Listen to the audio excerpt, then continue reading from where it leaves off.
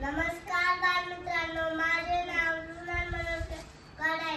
आम्ही इयत्ता दुसरीची मुले बेळ या कवितेतील सादर करणार आहोत. मुरे, शेव, पापडी, टोमॅटो, कांदा, कोथिंबीर, पाणी, खजूर, तीळ, तिखट, मीठ, मसाला.